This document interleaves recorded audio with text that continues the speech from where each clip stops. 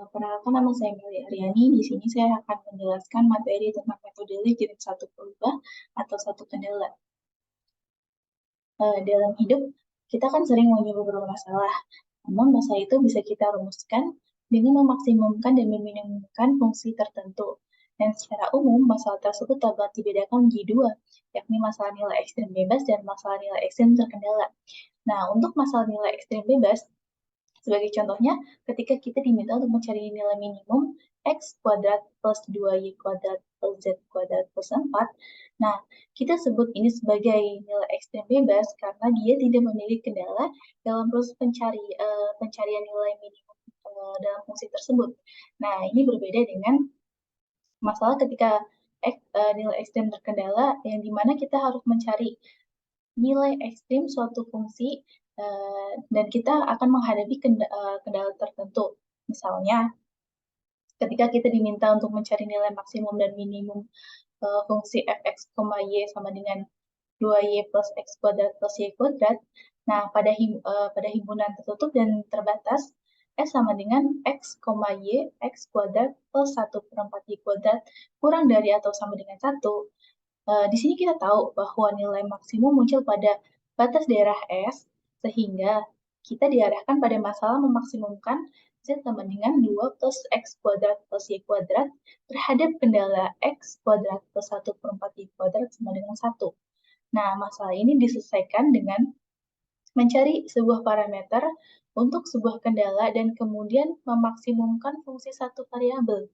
Nah, tapi di sini ya, sering bahwa persamaan kendala tidak mudah diselesaikan untuk satu peubah. Dan ada cara lain yang lebih praktis, yaitu seperti metode pengali Lagrange. Dan metode ini dinamai menurut penemunya, yakni Joseph Louis Lagrange. Lalu di sini saya akan menjelaskan tentang definisi Lagrange satu peubah atau satu kendala. Nah, untuk mencari nilai ekstrim dari fx, y, di mana fx, y ini adalah suatu fungsi ketinggian dengan kendala gx, y sama dengan 0, maka kita akan mencari titik x, y dan lambda dengan memenuhi persamaan gradien fx, y sama dengan lambda gradien gx, y, dan di mana gx, y itu sama dengan 0. Nah, untuk titik x, y yang diperoleh adalah merupakan titik kritis yang memenuhi kendala gx, y sama dengan 0. Dan bilangan lambda ini disebut pengali Lagrange. Nah, di sini adalah penjelasan secara geometris, di mana kita akan mencari nilai ekstrim fx, y dengan kendala gx, y sama dengan 0. Nah, pada kasus ini, di mana kita ingin memaksimumkan atau meminimumkan fx, y terhadap kendala gx, y sama dengan 0, maka kurva ketinggian dari f adalah kurva fx, y sama dengan k.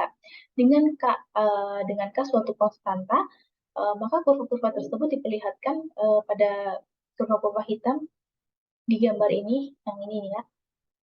Nah, untuk K sama dengan 2, 5, 8, hingga 24 dari grafik kendala GX, Y sama dengan 0, di sini juga merupakan suatu kurva. Dan berikutnya,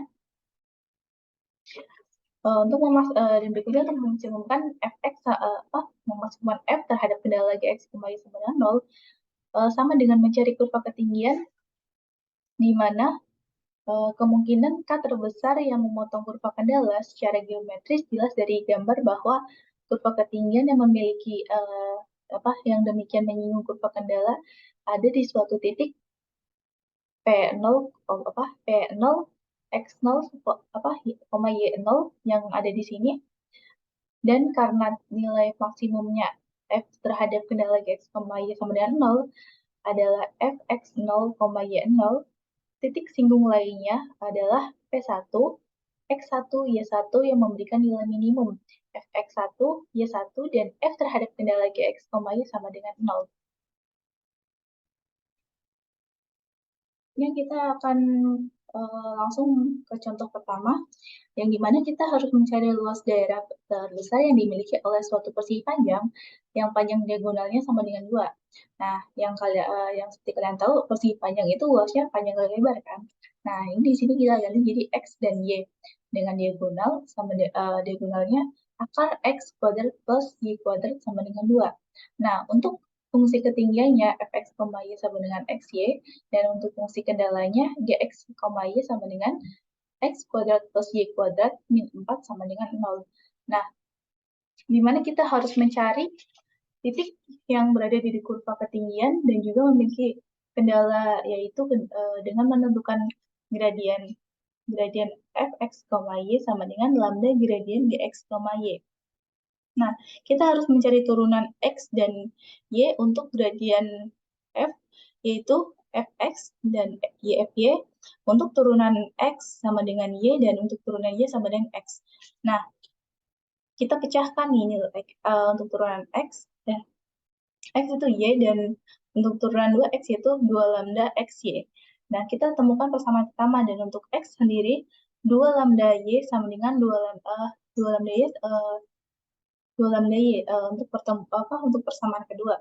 Nah, x kuadrat plus y kuadrat sama dengan 4, ini untuk persamaan ketiga. Nah, ini persamaan ketiga kita dapatkan dari sini ya. Nah, selanjutnya kita akan mengeliminasi untuk persamaan 1 dan 2. Untuk y sama dengan 2 lambda xy dan x sama dengan 2 lambda xy.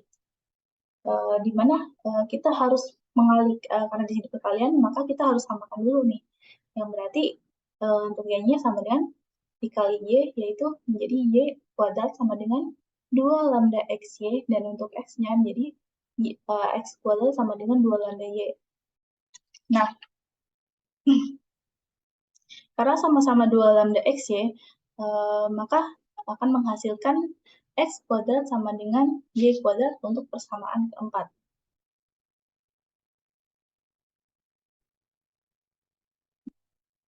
Untuk berikutnya, penyelesaian dengan mensubstitusikan persamaan keempat dan ketiga untuk menemukan x dan y.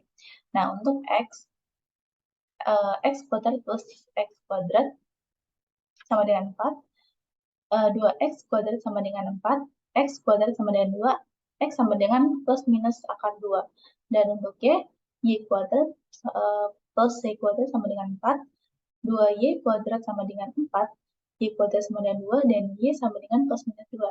Dan untuk nilai lambda-nya sendiri, y sama dengan 2 lambda x, akar 2 sama dengan 2 lambda x, 1 sama dengan 2 lambda, dan lambda sama dengan 1/2. Nah, maka kita sudah mendapatkan titik yang dimana akar 2, akar 2, akar 2 minus akar 2, minus akar 2, akar 2, minus akar 2, minus akar 2. Nah, di sini kan minus kan tidak termasuk dalam kriteria, maka kita akan menggunakan akar 2 dan akar 2, di mana titik ini adalah titik pas kan. Nah, berarti bisa kita simpulkan dong bahwa persegi panjang yang luas terbesar dengan diagonalnya 2 adalah bujur sangkar, yang panjang sisinya adalah akar 2 dan luasnya adalah 2, yang dimana cara menghitung luasnya yaitu dengan fx, y sama dengan xy, dan akar 2 dikali akar 2 sama dengan 2. Nah, di sini kita sudah ada tafsiran geometris yang dimana untuk titiknya adalah akar 2, akar 2.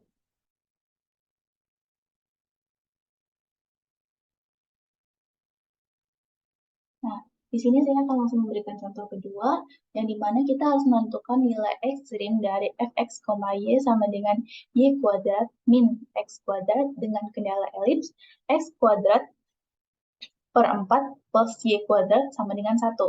Nah, untuk fx, y-nya sama dengan y kuadrat min x kuadrat dengan kendala gx, y-nya sama dengan 1 per 4 x kuadrat min y kuadrat min 1 sama dengan 0. Nah, di sini kita harus mencari gradien masing-masing, yang dimana gradien fx, y sama dengan fx, y sama dengan lambda gradien gx, y. Nah, kita kan sudah menemukan sudah menemukan kesamaan x yang jadi min 2x, 2y dan sama dengan lambda setengah x, 2y.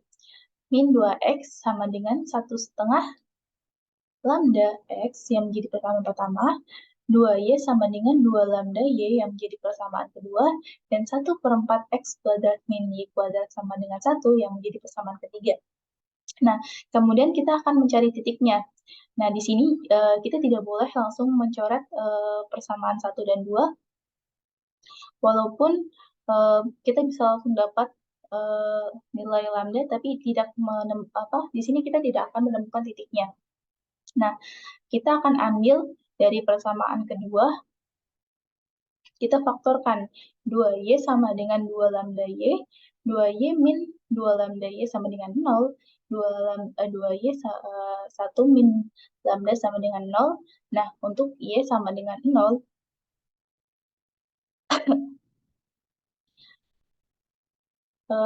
berarti kita substitusikan persamaan ketiga. Jika y sama 2y sama dengan 0, 1/4 x kuadrat min y kuadrat sama dengan 1, 1/4 x kuadrat sama dengan min 1, x kuadrat sama dengan 4. Nah, untuk nilainya, untuk nilai x-nya sama dengan plus minus 2, dan untuk titiknya yaitu plus minus 2 dan 0.